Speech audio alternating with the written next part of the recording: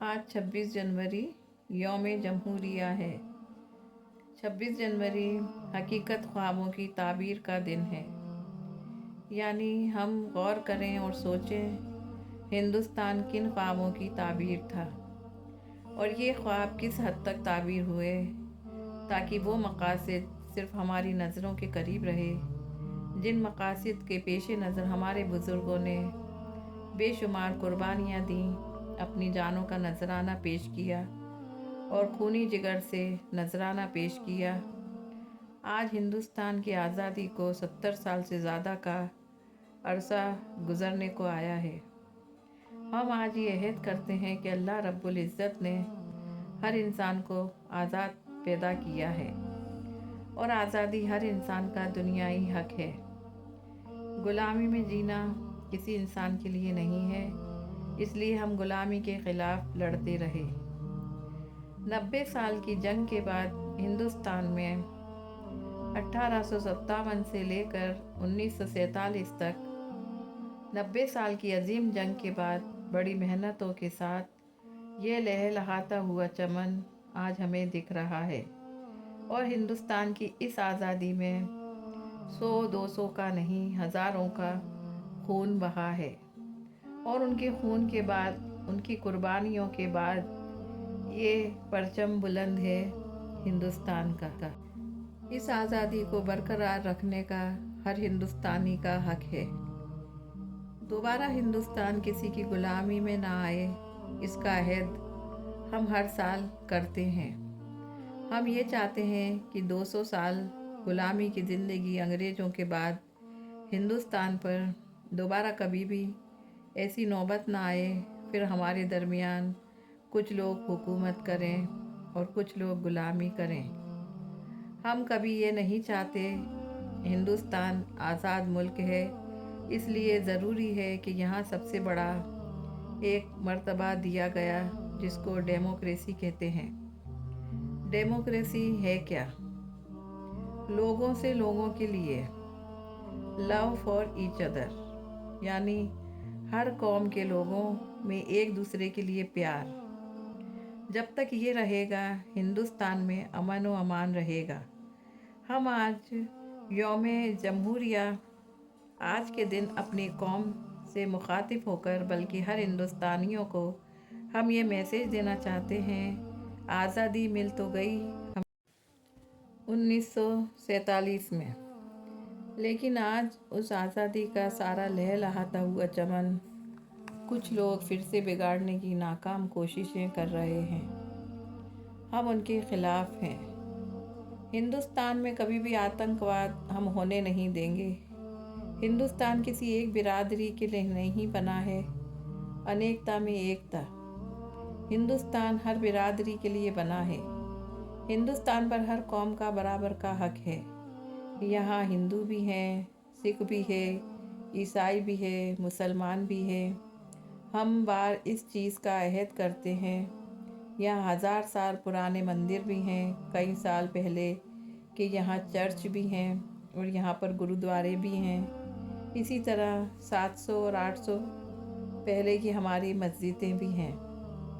ہندوستان اپنے سینے میں ایک بہت بڑی تاریخ لیے ہوئے ہے، اس لیے پوری دنیا مل کر ہندوستان کو مٹانا چاہے یہ مشکل بات ہے۔ کچھ تو ہے کہ مٹنا نہیں نام و نشاں ہمارا، اس لیے اقبال نے کہا تھا، یونان و مصر و روم سب مٹ گئے جہاں سے، مگر باقی ہے اب تک نام و نشاں ہمارا، ہم بلبلیں ہیں اس کی یہ گلستاں ہمارا۔ اس لیے آج ہم ہر ہندوستانی سے اپیل کر رہے ہیں، آپ ہندوستان کے لوگوں کو پڑھیں اور جانیں تاکہ آپ غیر قانونی کوئی کام نہ کریں اور اپنے سامنے کسی کو غیر قانونی کام کرنے بھی نہ دیں۔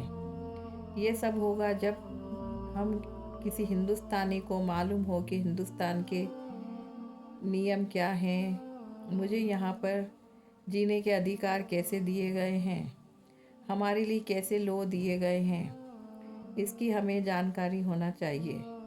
جب آپ ان پڑھ یا ان سب چیزوں سے بے خبر رہیں گے تو ہر کوئی قانون کے نام پر آپ کا غلط فائدہ اٹھائے گا۔ اس کے لیے پہلے ہمیں ایجوکیشن کی ضرورت ہے، تعلیم کی ضرورت ہے۔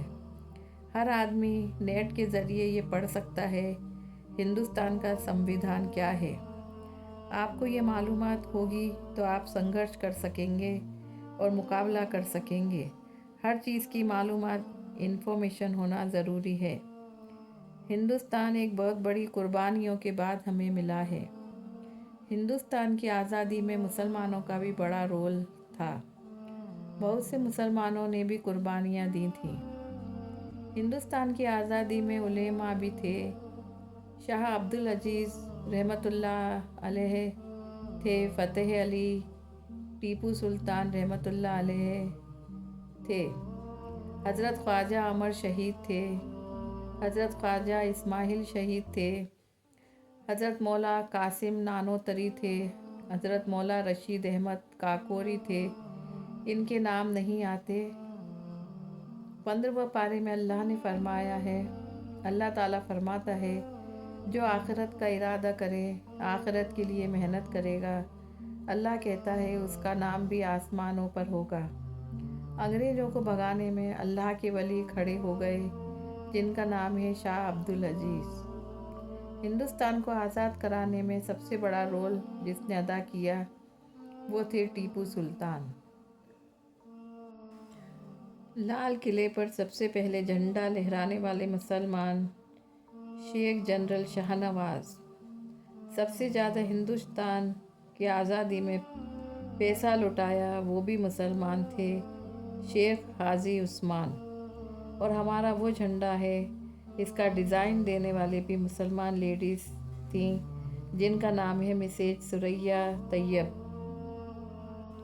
وہ بھی مسلمان تھیں۔ اور سب سے اچھا ترانہ، سارے جہاں سے اچھا ہندوستان ہمارا، یہ ترانہ لکھنے والے بھی مسلمان، علامہ اقبال۔ سب سے پہلے فتویٰ جو دیا ہے انگریزوں کو، نکالو، شاہ عبد العزیز۔ جب شاہ عبد العزیز رحمۃ اللہ علیہ نے فتویٰ دیا، ایک نوجوان کھڑے ہو گئے جن کا نام ہے سلطان فتح علی، جن کے ابا کا نام ہے سلطان حیدر علی، کھڑے ہو گئے۔ 350 نوجوانوں کی جماعت کو تیار کیا۔ ہزاروں کی تعداد میں انگریز تھے، 50-60 ہزار کی تعداد میں انگریز تھے۔ اس نوجوان نے 350 جوانوں کو تیار کیا، ایسا مقابلہ کیا، انگریزوں کے چھکے چھڑا دیے۔ یہ جوان کون تھے؟ جن کو ہم کہتے ہیں ٹیپو سلطان۔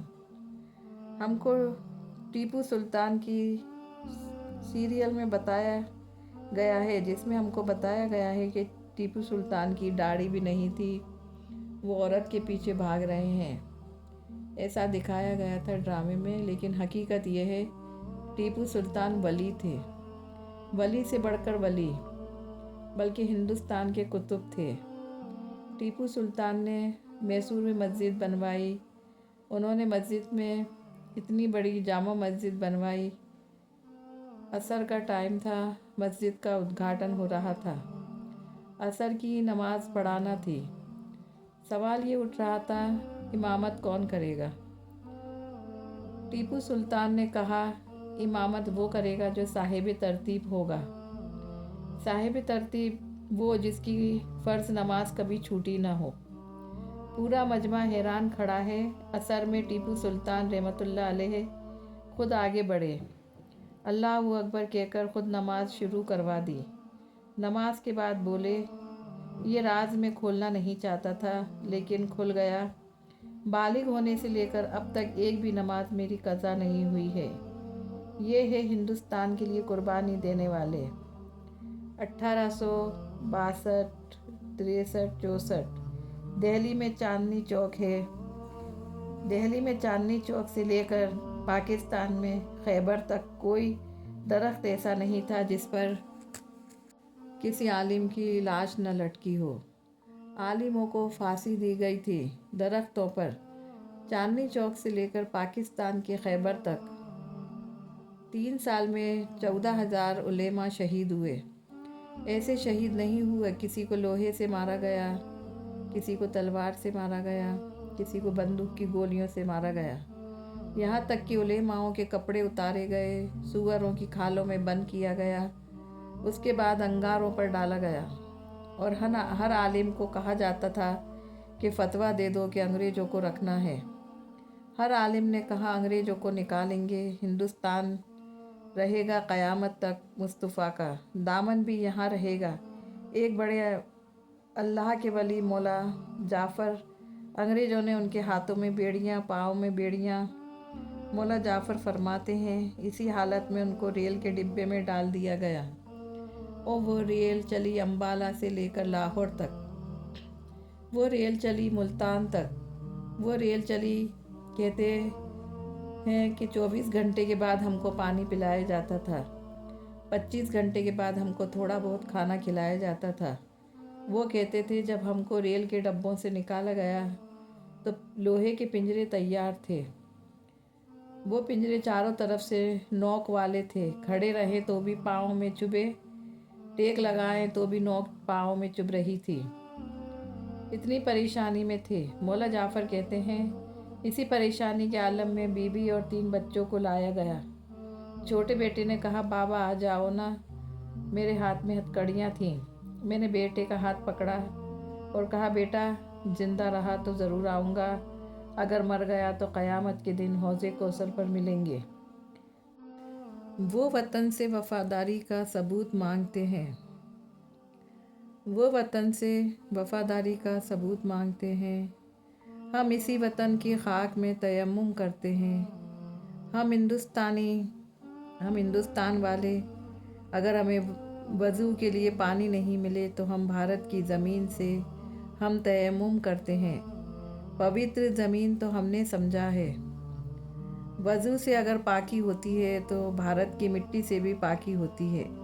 हज़ारों जुल्मों के साथ हम तबस्सुम करते हैं, मोहब्बत के साथ हम तकल्लुम करते हैं। वो वतन से वफ़ादारी का सबूत मांगते हैं। हम इसी वतन की खाक से तयम्मुम करते हैं।